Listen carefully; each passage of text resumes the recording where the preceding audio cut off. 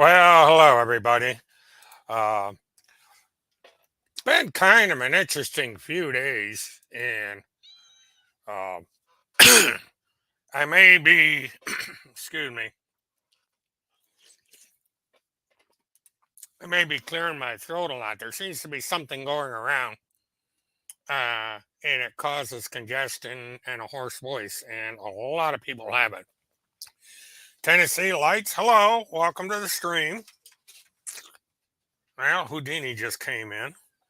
Um, Sucks. The cat has a way of getting in and out of the trailer. Quinn, Quinn, Quinn, Quinn, shh, get away. I don't want her to come on the deck. She gets my wiring all screwed up and my camera goes off into oblivion. Anyway, let's get down to business. Timothy Charles Homestead has had this thing where he has stated that I am the famous Whitey Bulger. Now, Whitey Bulger, known as James J. Bulger, was a mobster from Boston who liked to kill people. And he went on the lam for a few years and eventually was caught um, and put into prison. And he was murdered after being transferred into a federal facility in Virginia by a guy who wrapped a uh, padlock inside of a sock and just whacked him with it. But Timothy Charles Holmes seems to believe that I am Whitey Bulger. And he has come out with all these things that say I look like Whitey Bulger. And he even created a bit of a montage to try and prove that I am Whitey Bulger.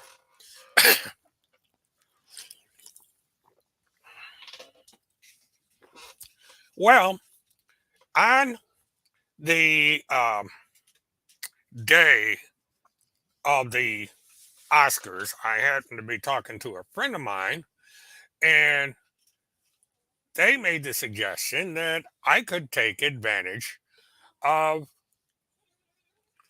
the situation.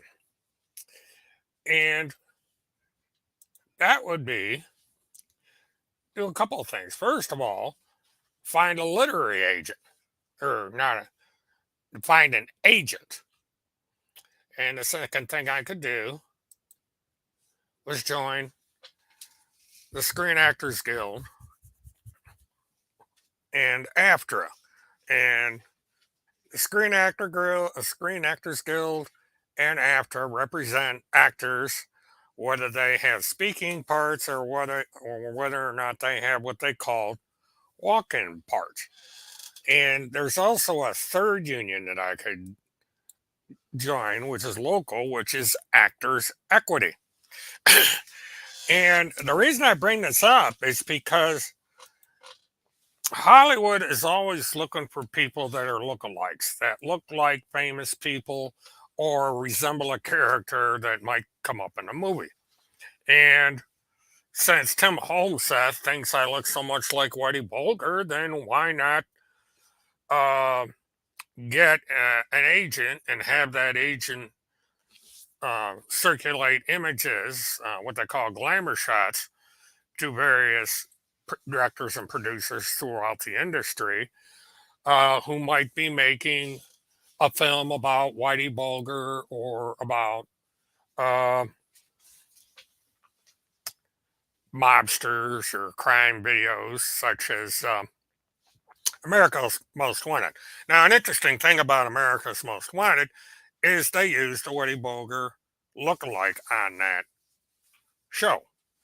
Um, the guy was, he only appeared in clips on there because he resembled Whitey Bulger. He didn't say a word, but since he was a member of the Screen Actors Extras Guild, he was paid union wage, um, which amounts anywhere from $500 to $1,500 a day.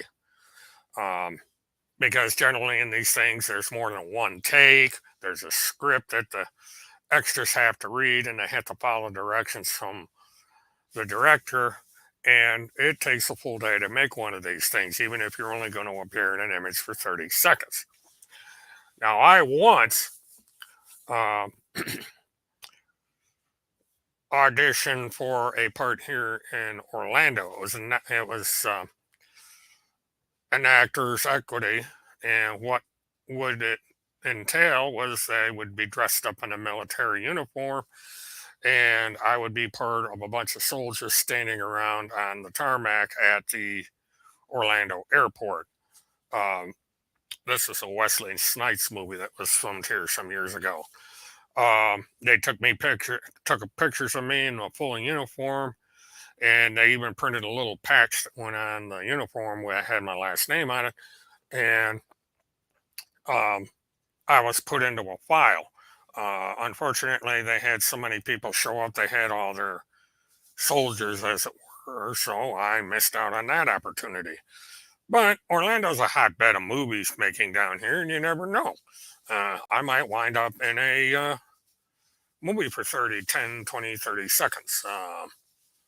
But, since I looked like Whitey Bulger, according to Tim Homeseth, I might as well make the best of it. Another option, which is something that Tim Homeseth did, is to write and publish a book. Now, Tim Homeseth went out and wrote the famous book.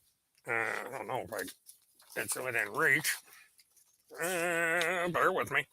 Come on, there. Sitting there trying to get tangled up with Bill Summers' book, which I just finished, by the way. But he self-published this book. Had about 500 copies made in uh, Minnesota through a publishing house. But self-publishing is becoming much, much cheaper now. And so I could publish a book on Amazon um, and sell it as a Kindle book or an ebook, and um, it wouldn't be a blockbuster. I might sell 50 or 100 copies of the thing, but I would become a published author.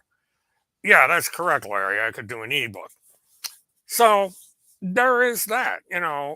Holmeseth has convinced um, a boatload of people that I'm Whitey Bulger.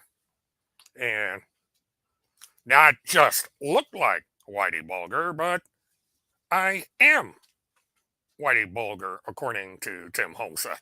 But I'm also the bridge guy in the Delphi murders.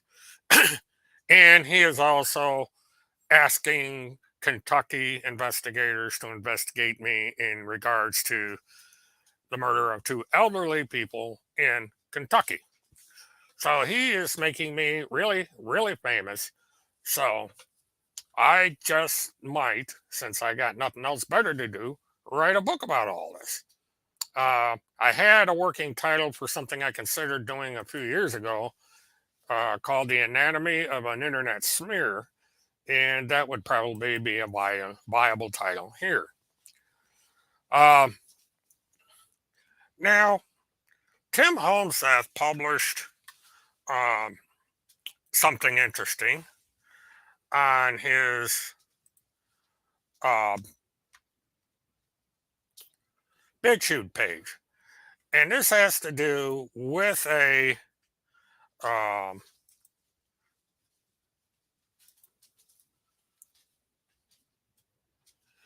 excuse me, I'm just queuing this thing up.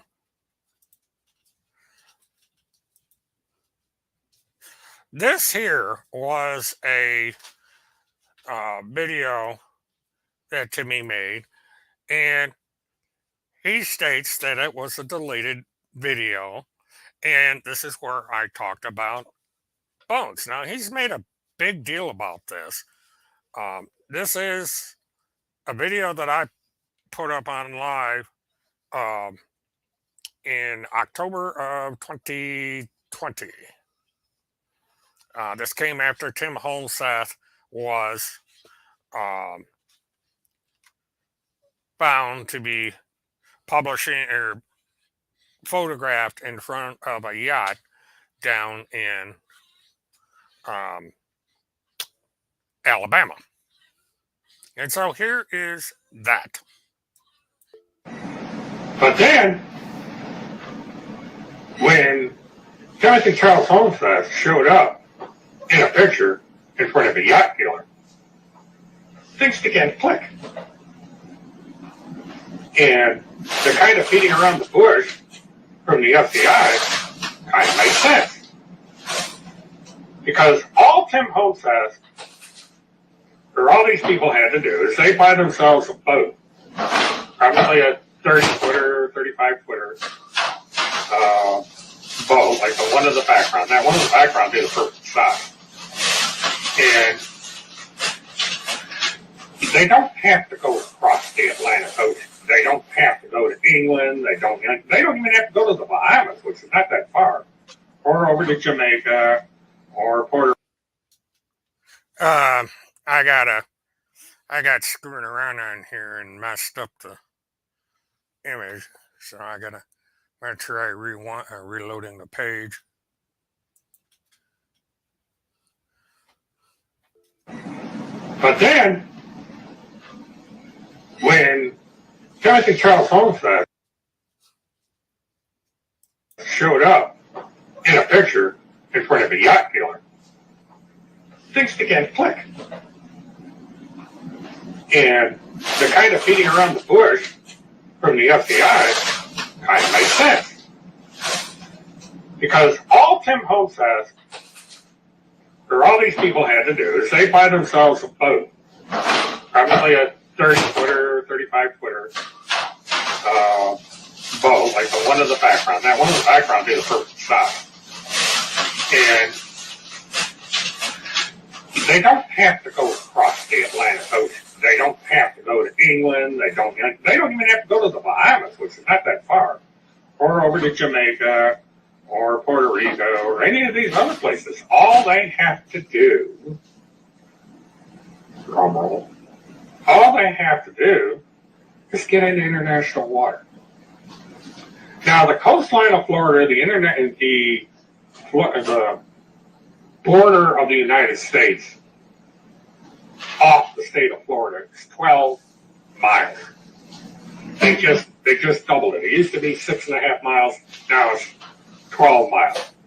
So somebody buys a boat and decides that they want to take a mother of a child and her child that she managed to get out of CPS custody illegally. If she can get to where this boat that was bought allegedly, they could get on the boat and they could get out into international waters.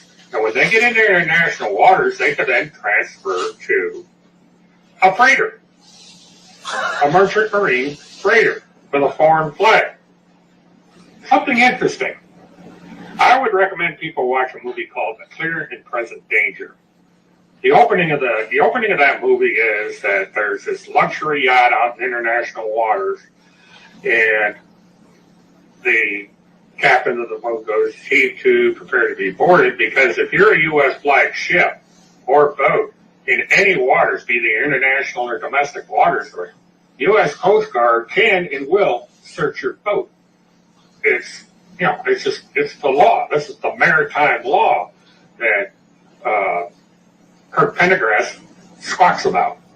This is the actual maritime law. This isn't something he made up in his streams.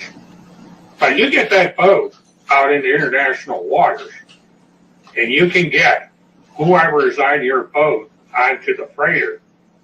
The Coast Guard can't touch it. They can't board that boat. Especially if the boat, or ship in this case, is a foreign flag ship in a country that does not have an international treaty with the United States. So it is the theory of law enforcement that these parents of these children that are having this big fight with CPS might be getting out of the United States by, rather simply cheap thing to do. Don't believe the church and the state in everything they tell you. Believe leaving me. I'm with the high Ah, command. damn it. Can you hear me? Can you hear me running? Can you hear me running? Can you hear me calling you? Well, I'm going to have to edit this one. Otherwise, I'm going to hit with a copyright. Because he plays that stupid song in just about every video he does. Now, Tim Holmseth declared that the reason the video was taken down was because of the fact that I was talking about a boat. And that's not the reason. And now I got to figure out where that video went. Let me chuck something here.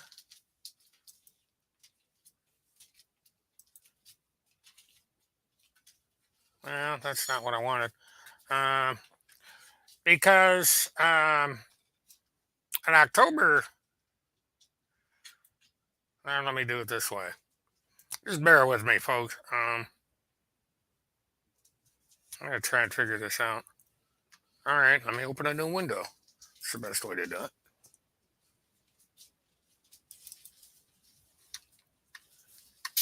Ugh.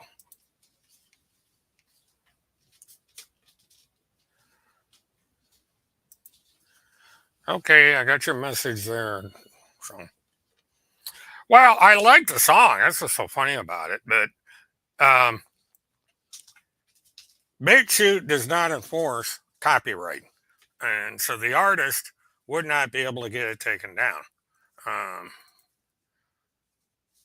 And if YouTube complains about it, I'll just explain that I was using a fair use on a clip that was made using that song, and I couldn't catch the window in time to turn it off. If I have to, I'll go into my editor and somehow figure out how to edit that clip and the music out of the clip. But I'm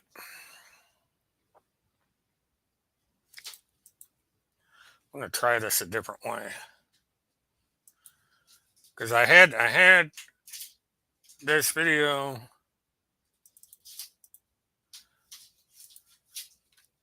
queued up, and then okay, now I'm supposed to have, let's go over here to manage videos.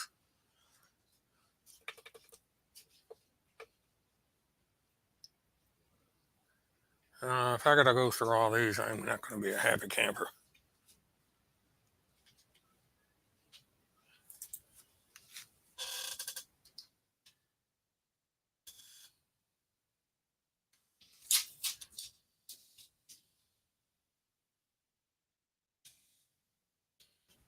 Okay, here we go.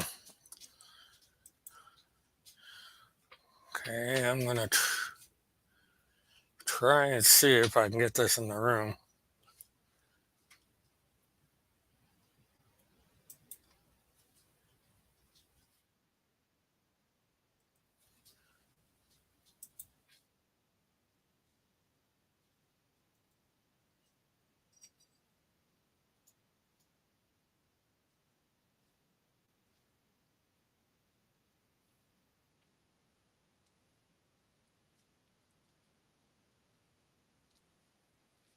Oh,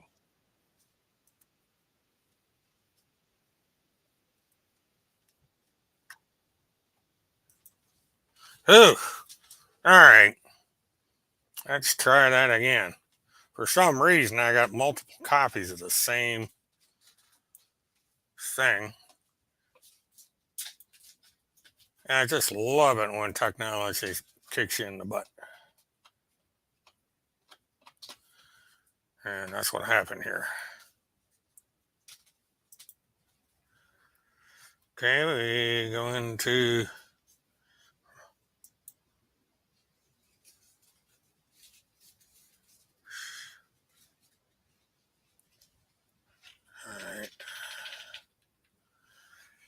See, I got to figure out now. Oh, here we go. This is what I wanted.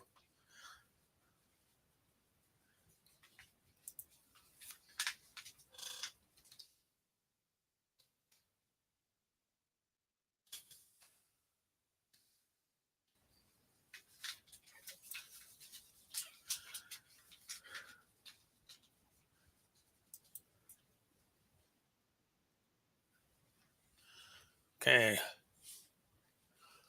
Okay, now what I'm going to do is I'm going to cue this up a little bit. Because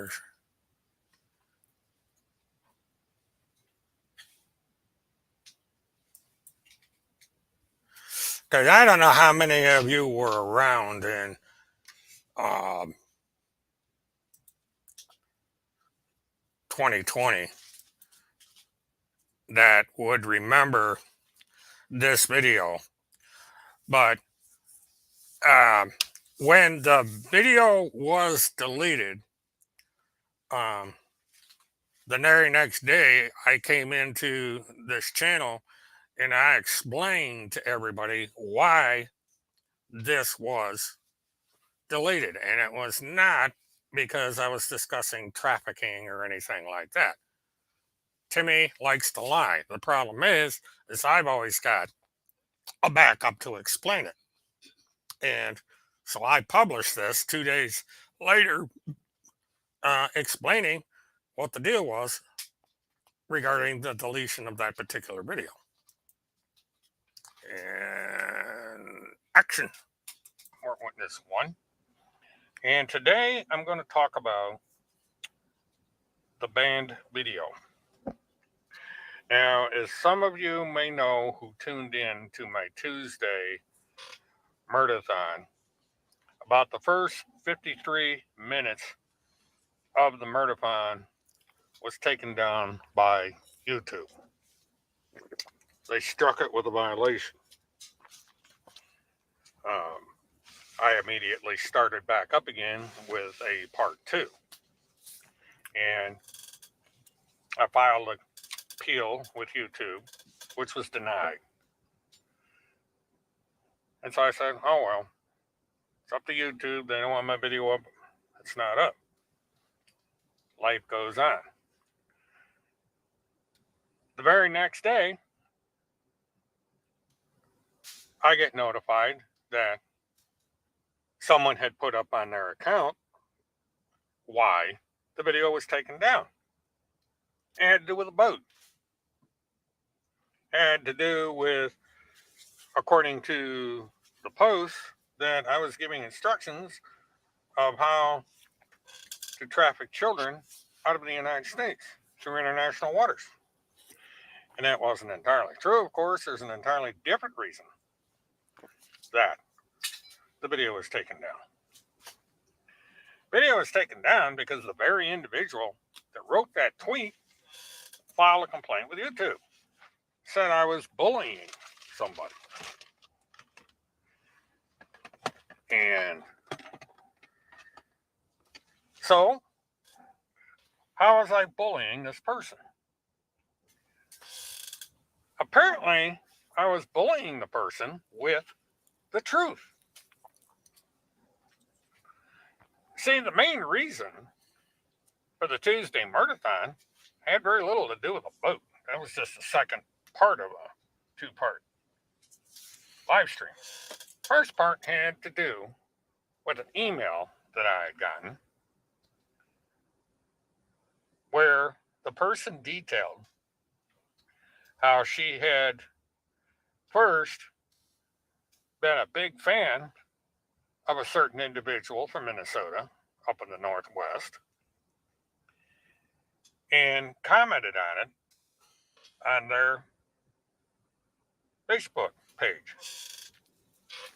And that the handler of the individual in question had contacted them and made essentially what was a resume presentation to the individual, explaining how she met this individual, their relationship, and detailed, explicit comments about his state of affairs at the time of their meeting, the condition he was in, his hygiene status, the condition of his apartment, the way he kept the apartment, and other circumstances. The resume went on to explain how she had paid for a new transmission for his car and had also paid a lot of his expenses. And apparently, in separate information, still does. And the publishing of this letter and comments I made about the letter,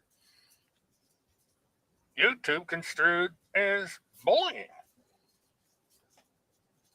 which is weird.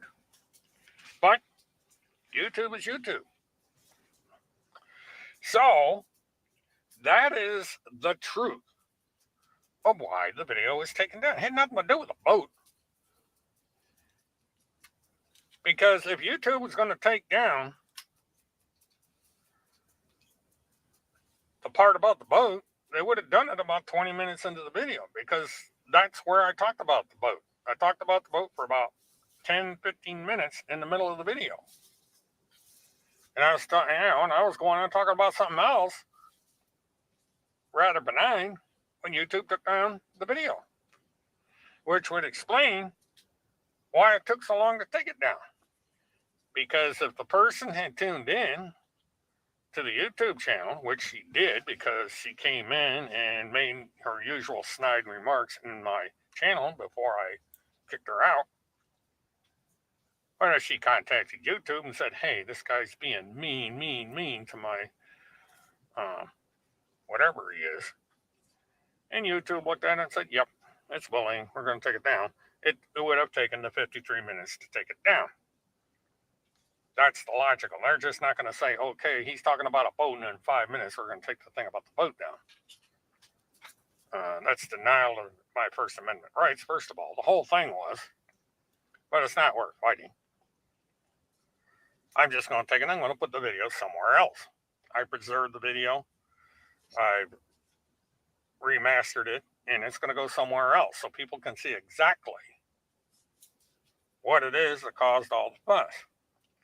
And what's funny is that if the person thought that by taking my video down, it was not going to stop the information from getting out, they were wrong, because the information went out. People copied the material that was on the channel, and it's up all over the internet. So now everybody knows about that particular message. And they also know now the true reason why the video is taken down. Now I'm going to discuss the boat on Friday along with other things. And I'm going to probably go over again the reason the video was taken down and what my policy is going to be on the commentary on my YouTube channel from here on. Okay, enough of that. Now, that indicates that he lied, because he does not explain over on his BitChute channel why the video was taken down. But when you go over to the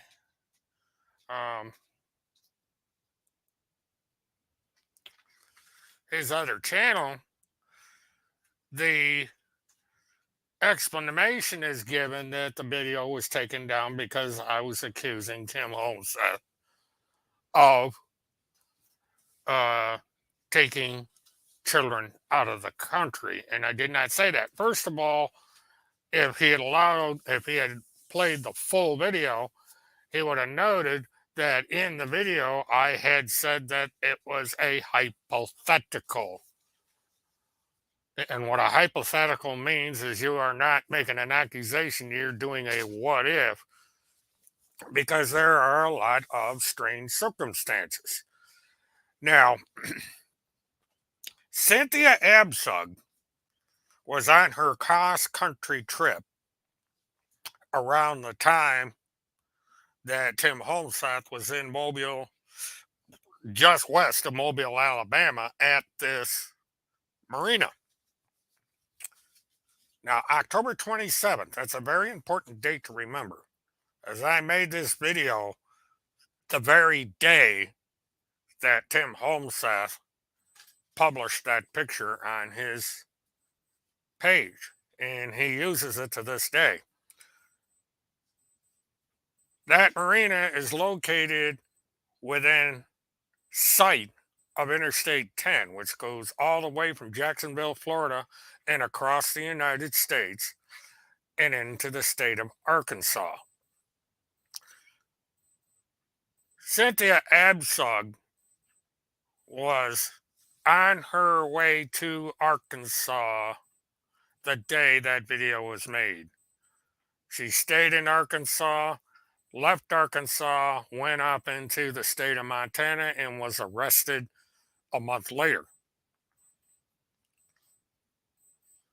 It seems rather coincidental that in the very month that Cynthia Absug was shooting her way across the state of Florida into Alabama and then up into Wisconsin or Arkansas.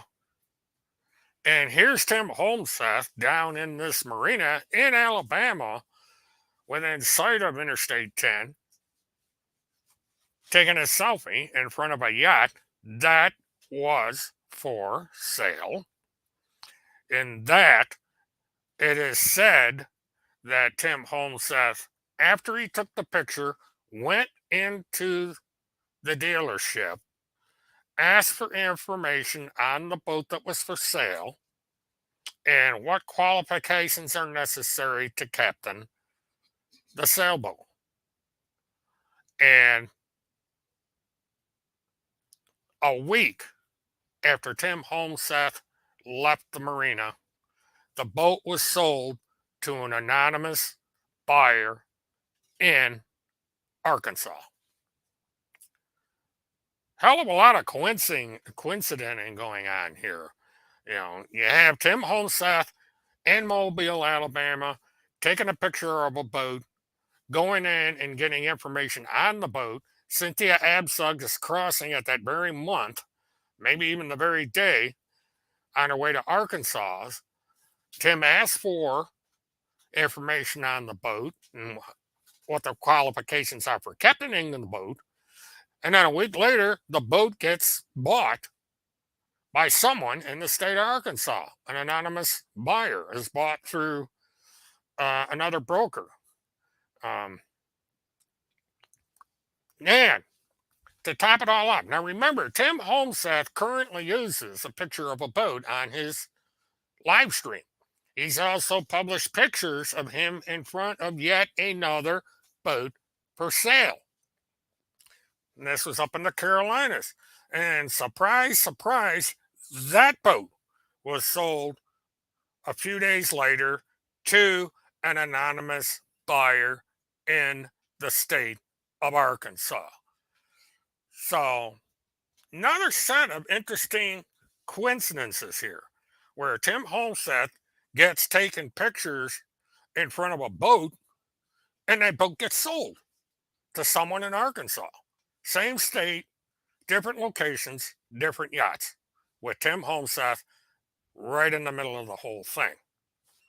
And this has all been documented. It's, you know, remember, this is October of 2020, and where does Tim Holmseth say I was in September of 2020? September 15th, 2020. Where was I? See if I still got that picture up. But the thing of it is here is I can't say anything about that interview. But Randy Erickson's desperate to find out, because she's even demanded that Jim Jordan from Ohio subpoena my interview with the FBI. Now, good luck with that. you know, Randy Erickson has a habit of making these demands that never come true. And speaking of Randy Erickson, let me see if I can find this little gem. Um, and Randy Erickson has got herself some attention, and it comes from two blogs that have been written about her. Now, this one blog is interesting because this has to do with fraud through the use of her real estate license. And the article goes on to state that uh, someone has started an official investigation. And this is, of course, Deep State Dave, who's been a thorn in the side with Randy for a long time. Now, in the past, I had thought that Deep State Dave was Tim Holmseth or one of his followers making up this name to go after Tim Holmseth and create fake drama. Now, it is entirely possible that is still true and that this Deep State Dave is a new Deep State Dave because this is not on Telegram. This is on a different location. But the individual who wrote this blog is accusing Randy Erickson of committing fraud and through the use of her real estate license because she is going on the internet talking to a member of Congress saying that she is a licensed individual that gives her the right to file all this nonsense with the um, various law enforcement and military agencies and now with Congress. Randy Erickson keeps coming up and saying that she has escrowed all this information, that she has all this stuff in escrow. Escrow is a real estate term. It has to do with when a buyer and seller negotiate the sale of the house and also when a finance institution comes into the picture and circumstances that have to do with the real estate contract requires funds to be put in escrow. And as a real estate broker, Randy knows this. But under no circumstances is the term escrow used in any court proceedings at all. I have talked to a number of attorneys, I've talked to 2 or 3 judges, and I've also looked into the Cornell Law Library, and there is nothing in there about escrow being in court proceedings other than in real estate transactions. Now, something else has happened. Someone has written the Florida Department of Professional Regulation regarding Randy Erickson's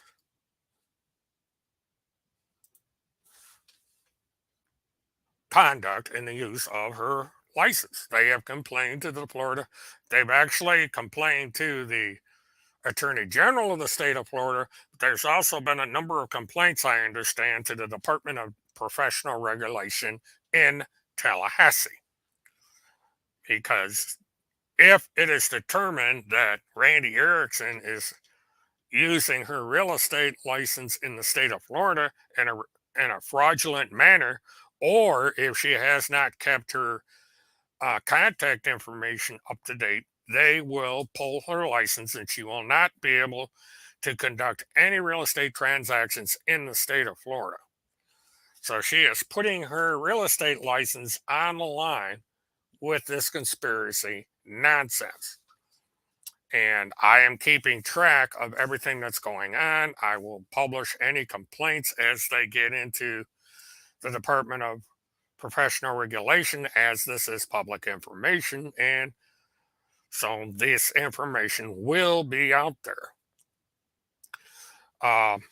It is also my understanding that Randy Erickson and Tim Holmseth as well as Jesse, however you pronounce that damn name, are all under investigation by the Internal Revenue Service because their taxes either have not been paid or they're playing games with the uh,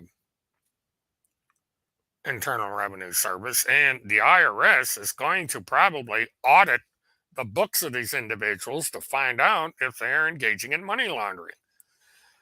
Because Tim Holmseth is getting a lot of money to drive around the country. Um, somebody has to be paying his gas. Somebody has to be paying for hotel rooms or even providing couch services and so forth. Um, and because of that, excuse me, because of that, the IRS has got some questions. Now, he has Operation Live to Tell, and I'm trying to find out um, where the link is to this thing. Oh, here we go. And he's got a number of these things. Now, the first thing he's got is his car. Now, total raised to date is $98,833. 13 days ago is the last donation of $10.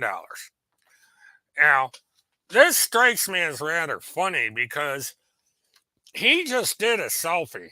And in the selfie,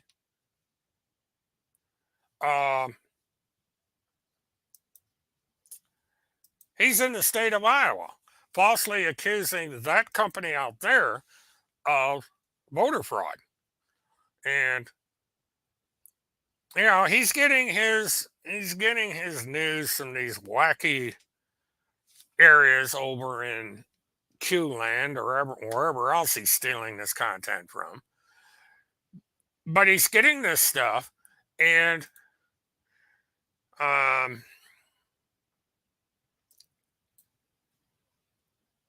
and he is driving around in this car. Now, he came out and said, well, this car is in danger of breaking down at any minute. It's a piece of shit, and blah, blah, blah, blah, blah. And this is a 2012 Nissan Rogue. He's driving the same car. I can assure you of that.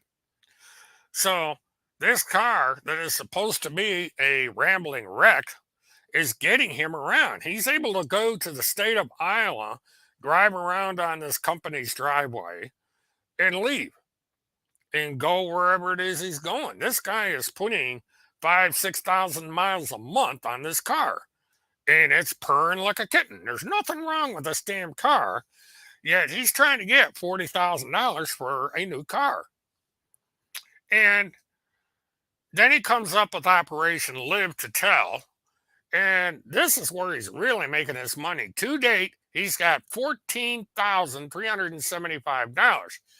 You add the two of those funds together, excuse me, and he's up over $10,000. He's getting up there in the money. And on this one, 4 days ago, some idiot gave him $200.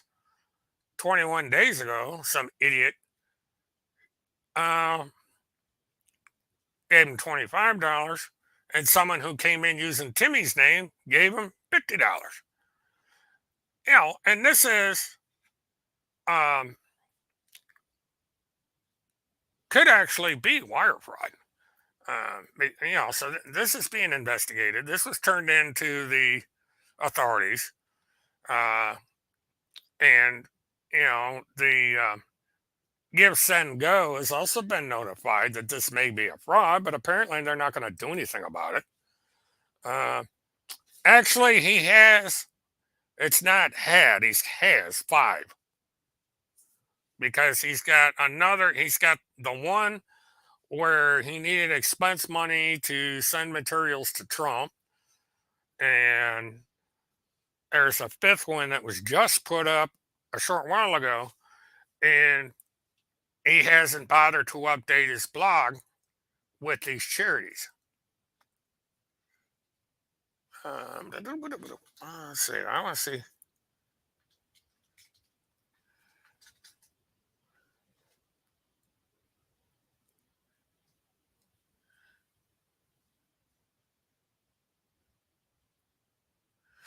I'm looking at his True Social.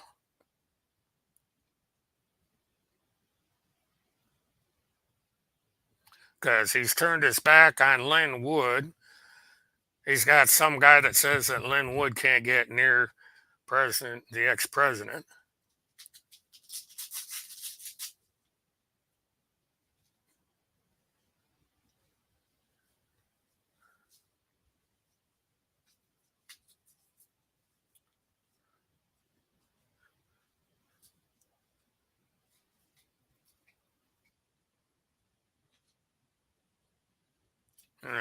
He's cheerleading Randy.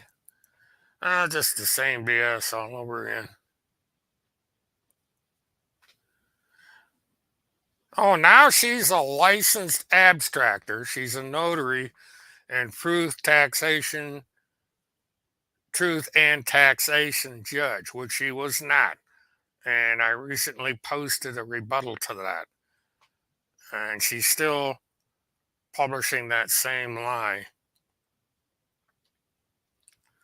But he repeats all his nonsense over on Truth Social.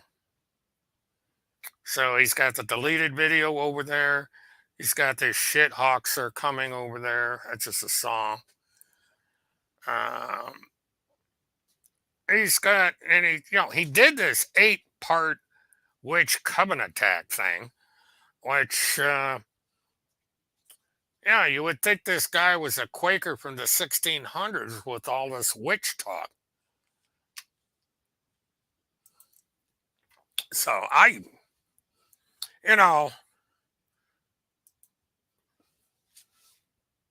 he apparently is getting away with all this. Now, someone in my chat just said that the IRS agents made donations the past 2 years large enough to make them taxable. None of them reported the income. Well, yeah, they are probably doing stuff like that. Anything new on the Knoxville stuff?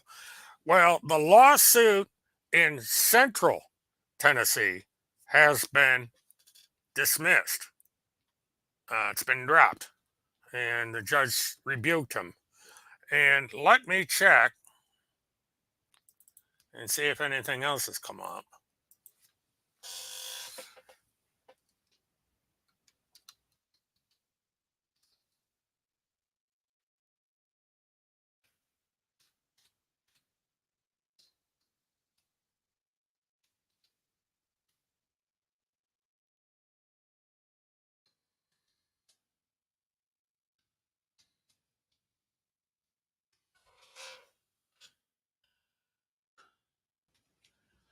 Let's see. Now, because with the Middle District on February 7th, the case was dismissed. And he turned right around and he filed another one. But I don't know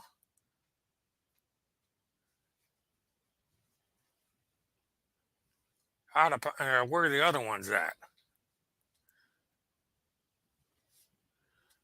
But the Central Tennessee case has been dropped. He lost it. And I would have to check on the Eastern Tennessee district to see what goes with that. Yeah, he's raking in the dough with all this money. And there is, if I can find it, another article that was put up having to do with wire fraud and a way for people to get their money back call a chargeback.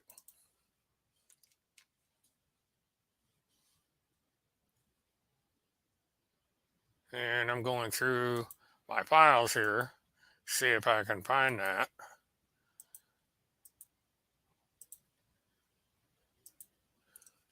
Because we've got.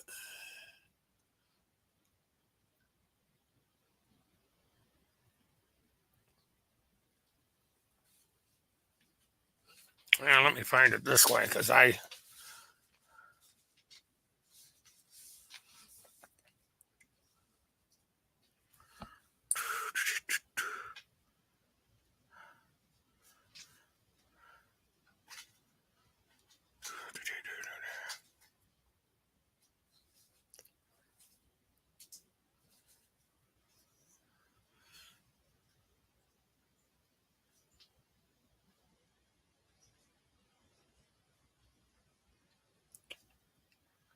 Well,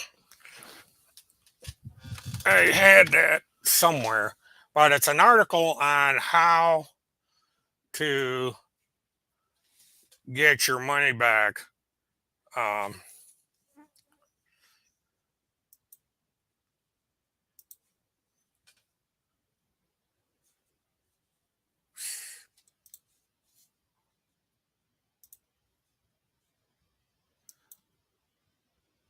well, that's one way of doing it. But yeah, that had someone come in here and say that Tim deserved the money. Well, that shows you how easy these people are um, brainwashed. Because anyone with any common sense that would check back through all the claims of what he said he's done and so forth, um, he um, is committing wire fraud. And the article that came out um, demonstrates how anyone that's dissatisfied with Tim Holmseth can request a chargeback, and not only that, that they can complain to several agencies, the Federal Trade Commission, the FBI Computer Fraud Division, various state attorneys, and so forth, um, and get him for wire fraud. Um, it's on either, there's two subscriptions that I follow on this new database that I was given, and it's on one of them. And let me go down through my history here and see if I can find this.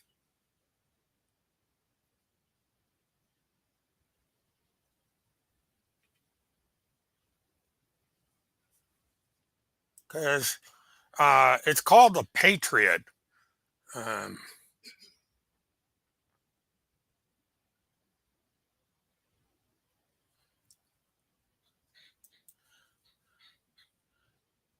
okay, this is the one. Let me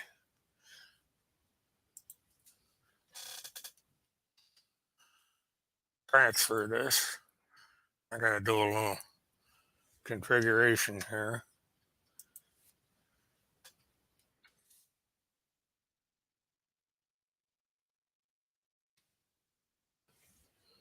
Oh, I don't know why I didn't see this. All right, let me bring this into the room. Excuse me again.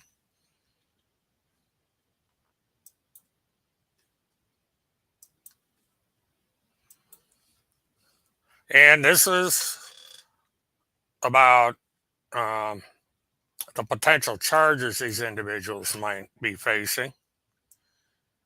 Um, and it boils down to wire fraud involves using electronic communication or interstate wire transmission to defraud someone, while bank fraud involves using false pretenses to obtain money or assets from a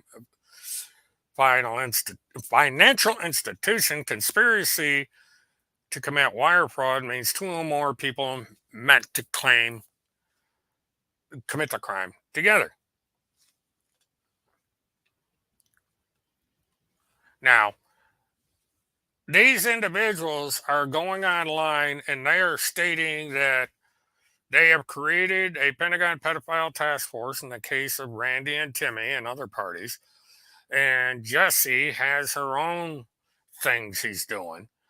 And what this means is if they are not who they say they are and they are not doing what they say they are doing, this is wire fraud. And because of this situation, people can report these donations as being frauds, that these individuals have obtained these funds under false pretenses, you know, and the go the GoFundMe sites that Tim Holmes says they're using is concrete evidence of a possible wire fraud, because he would have to um, go into court and prove that all of this is true. And yeah, this goes for Jesse as well, because Jesse has quite the enterprise on the internet. She is all over the place, and all these people this blog is alleging is committing wire fraud. And again, you report either to the Federal Trade Commission, um, or the FBI computer fraud division, and they will start an investigation. Now, the FBI the procedure is a little bit different than um, just filing a IC3 complaint, which is the most inefficient way of filing something. There's a specific process you go through to file with the uh, computer fraud. And, at a later date, I'm going to research this a little more, and I will do a live stream to inform people how they can, if they feel that they've been defrauded, um, will have an avenue to file with the agency and get your money back through the use of a chargeback.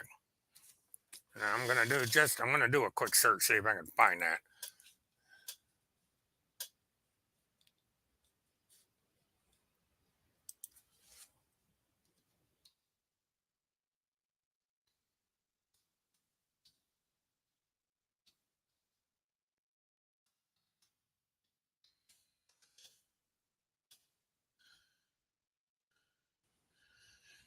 Okay, here we go.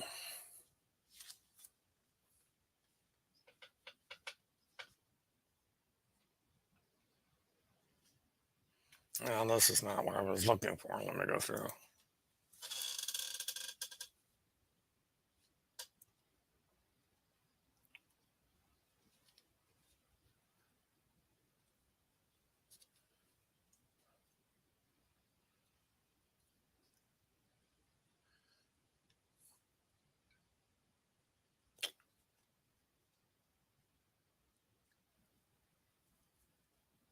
Now, there are commercial agencies um, that will help you get your money back.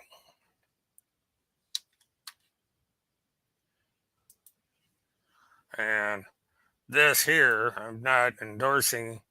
I'll see if I can bring this up. I'm not making a. Okay.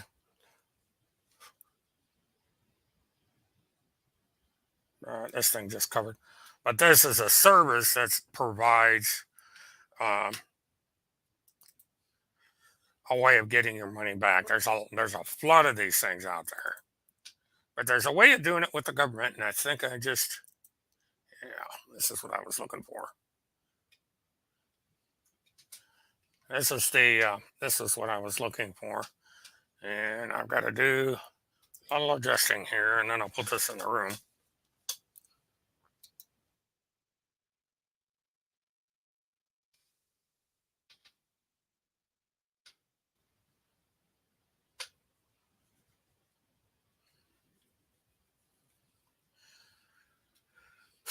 All right, let me.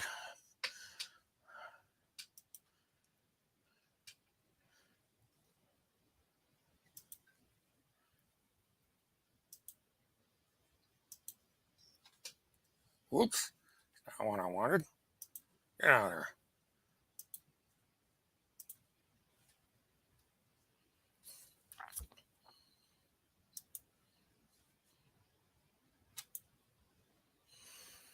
Okay, this is what came through.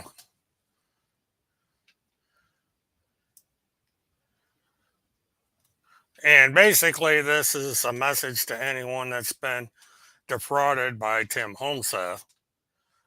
Um,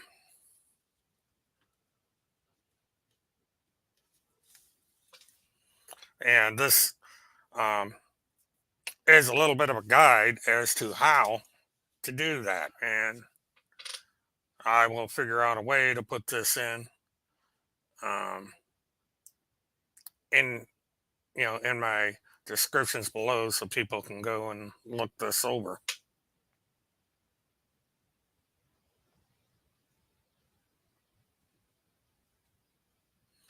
And the problem with this is there are time limits. It's kind of like a statute of limitations where you have to act quickly to get your money back through the chargeback. And what happens um, when they get all these chargebacks is the institution and the credit card company will report this to the appropriate agency, because that you know the credit card agency, if they can't get the chargeback from Tim Homeseth or any of his donation sites, have to take the loss. And so they're not going to take losing their money lightly, and they are going to initiate prosecution through the authorities to have him prosecuted. So if people feel that they are being cheated, this is a way they can get their money back. So, well, what I'll do is in the descriptions here, I'm going to copy and paste this entire notification so that everybody who checks into the channel will have this. Because this would be the donor making this accusation and not me on this tiny little blog. It would be the person or persons out there who feel that they've been defrauded. This is an avenue that you can use. And this can be done across the board with anybody that you have a problem with, that you have sent your money to, that you can argue that they got your money through false pretenses and you want your money back. And if it's done enough times, then the institution will press charges and demand that these chargebacks be investigated. So that's where we're at with that one. So I will, as soon as I get time, get this information onto my description, because it's this can apply to any transaction you make on the make with a credit or debit card. It doesn't have to be an internet thing. If you get pissed off at the way a car dealer handled your repairs or misrepresented the car in some fashion, you can go and you can request a chargeback.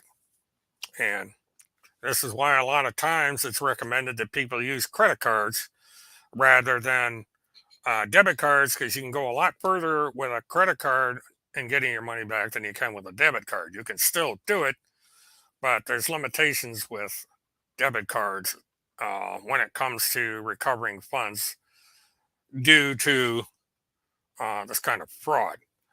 And so I think that's it for tonight. I can't think of anything else to discuss. I will come back when I learn more. Now, there is going to be a hearing uh, next Tuesday, I believe, um, on releasing Field McConnell from his probation. He's a year and a half into serving his probation. Um, there's been indications with the paperwork that's been filed thus far that he has um, obeyed all the requirements of the probation and that it will be granted. And I have been of the understanding that Field McConnell will be back on the air almost immediately after his probation has been approved for the release. So, and it's going to be interesting to see what Phil McConnell has to say, if he says anything about Timothy Charles Homeseth.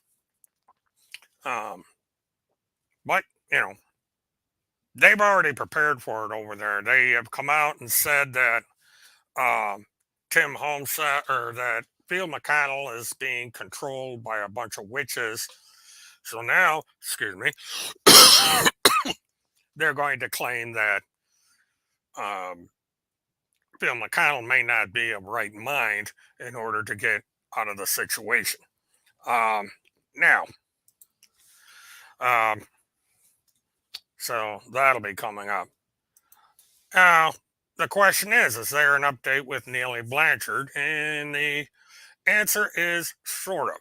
Now, I did report the last time that there was activity regarding discovery that was made just a short while ago. However, one document that's been put in the report is currently sealed. I've got a request in to have a copy of it once it becomes unsealed. Now, generally, what has been the history of these things is there'll be documents put in the court docket and they'll be locked for a certain period of time. And then after a while, the document gets unlocked. I get notified that the document's unlocked and get a copy of it. And then I subsequently publish it on the um, channel. And so that will be the case when this new document becomes available. I will uh, publish it. Generally, I put any new information on my Twitter account, and I'm going to start making brief videos to put up on YouTube, that 5 minutes or so, that will go into these uh, updates or breaking developments, because it really isn't worth an hour live stream to put up a limited subject matter like this document. You know, if I get a lot of stuff in there, like Tim Homeseth being an ass, then I can put that up.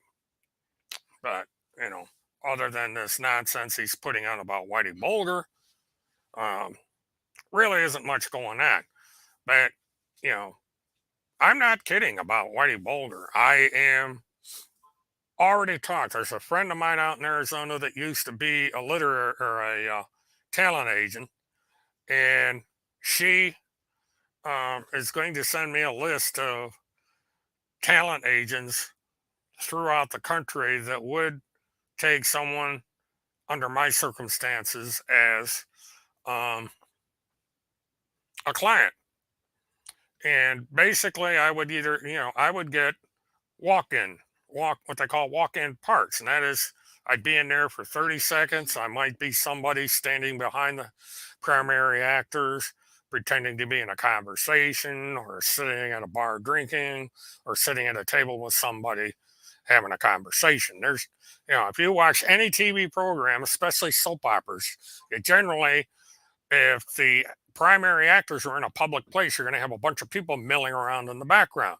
Those are what they call walk-in actors, extras, and they get paid pretty damn good money for doing that. Now, I don't live out in Los Angeles, so I couldn't go out there and do it out there. There's a hot market for that sort of thing. But there are a lot of independent production companies throughout the country that do location uh, productions. And if they were to need a walk in of somebody that happens to look like uh, Whitey Bulger, I'm the candidate. So Tim Holmseth has given me an interesting way to make a few bucks. And I'm also going to investigate possibly self publishing a book on the experiences I've had over the past 14 years with internet trolls. And that's an idea I have conjured up for quite a long time, but I'm not a professional writer, and I'm also have been wary of the expense of doing this. But I have been told that the cost for self-publishing has come down tremendously, and that there are ways of getting content up on sites like you, not YouTube, but on Blue Star, on this new website I found, and on Amazon. Um, there's all kinds of different ways to get the message out there, and I'm going to contemplate doing it. Tim Holmseth has built himself quite an empire, and he's making a hell of a lot of money. I can't go over to those sites and do it because politically, I'm different than everybody else over there, and they only will listen to people of a certain political leaning. So I've got to go to a more receptive um, audience. Well, Tim probably could because I'm studying how he does things. I'm doing a very detailed study on how he runs his empire over there and how these people who are around him are helping him out. And it's, you see what kind of weapons the enemy is using, and you use those same weapons against them. And that's basically what I'm going to be doing here. Uh, yeah, well, yeah, that's what I be given. That's what I've been given to understand, that this is a relatively cheap thing to do, and and there's ways of um, getting the book published in a way that won't get me in the kind of trouble that Timmy got into with Kim Picasio, because as long as you can provide accurate sources for your information, that gets you away from the legal liability. So we'll see how it goes. It's something that's basically in the kind of sort of thinking about it. Um, and, at the very least, it would be a way to get the information about these clowns out to a wider audience, and to show people how um, certain actions on the internet can destroy somebody who is not guilty of anything. But anyway, that's that. I do appreciate everybody tuning in. Please like, subscribe, share it, and hit the notification button. And I will keep you updated on whatever might be going on out there. So until then, this is William K. Murtathon, Witness One. Have a good one.